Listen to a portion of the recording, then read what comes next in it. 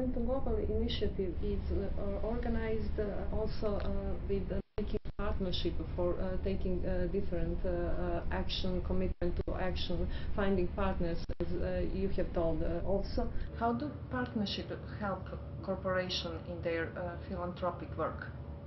Partnerships made through CGI help corporations extend their reach. For example, Procter & Gamble has a product called PUR, P-U-R, which is essentially a package of chemicals that when put into absolutely filthy, undrinkable water and let sit there for a half an hour, turns it into completely potable, safe drinking water.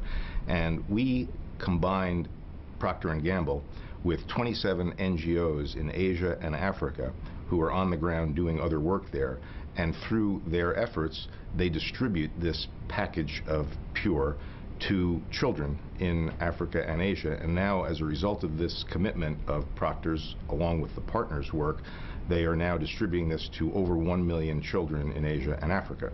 Another example of extension of reach is a commitment that Microsoft and Nike have made in partnership with the United Nations. They wanted to educate refugee children. And so by virtue of Microsoft and Nike contributing financial resources and time of employees and some technical expertise, combined with the United Nations expertise in the area of education, they're able to deliver education to 100,000 children in refugee situations. Most of these actions, and you were talking now about them, are done either in corporation or by private sector. What role do you think the private sector need to play in addressing these global challenges?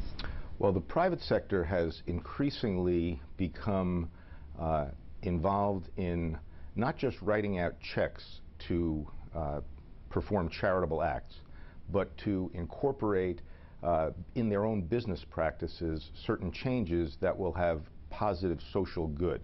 So for example, Coca-Cola. Coca-Cola has been training over 12,000 people in Africa to be expert in bookkeeping, in distribution, in marketing, people who were completely unemployed before, and now they're distributing Coca-Cola products in Africa.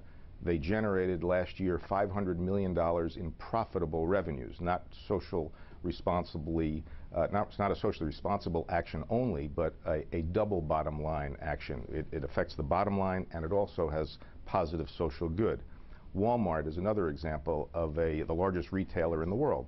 They announced at CGI about 3 years ago that they were going to work with the 60,000 suppliers of product to their stores and get the suppliers to reduce the size of the packaging by 5% on average. The consequence of just reducing the packaging by 5% over a 5-year period will be the equivalent of removing 200,000 diesel trucks from the road to deliver smaller packages, which will save the company, the shareholders, the customers, and the suppliers over $3 billion. And it's socially responsible because it reduces the carbon footprint of the company. These are all excellent results, and they lead us to one also question. You began work for the William J. Clinton Foundation at 2005 after 22 years career on Wall Street. And since then you have been involved in core initiatives of this philanthropic project. Do you see changes happen in awareness about the importance of corporate social responsibility? Do you see some different trends, more companies, more people involved in these activities?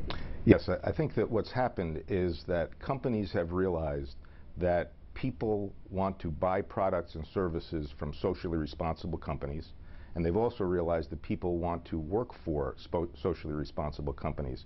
So to the extent that they can be perceived as socially responsible, they can attract employees, they can retain employees, and they can maintain good customer relationships.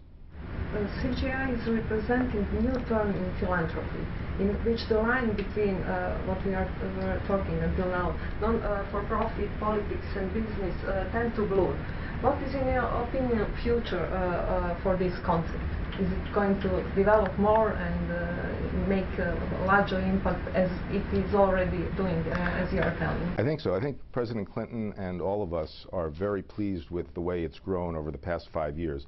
the original concept of bringing together civil society and the government and the private sector to work on some of the world's most challenging problems is really the result of a recognition on President Clinton's part that no one sector can accomplish complete success, neither the public sector nor the private sector nor civil society alone. So bringing all three sectors together and having them focus on action, really, that's what it's about, action, not just talking about the solutions, but actually taking action to solve the problems, seems to have been working. As I said before, there have now been 1,700 commitments made. 400 of those have been completed already, and the size and value and number of people being impacted around the world is growing every day. It seems like no one motivates people like President Clinton. He has, as you were telling, created this potent mix of doctors, Nobel activists, high-profile executives. Maybe ask a question, what is like to work for President Clinton? Well, he is one of the most energetic people I've ever met. I don't know whether he sleeps. I've seen him pack into a day more than most people pack into a week. He has a tremendous desire to help in his post-presidency years with some of the most challenging problems. And so through his foundation, he's taken on such initiatives as HIV/AIDS, as climate change. He's taken on economic opportunity issues and sustainable growth issues in Latin America and in Africa. And then, as I said earlier, and as you well know, he's created this institution, the Clinton Global Initiative, to inspire others to accomplish the goals that he set out for himself.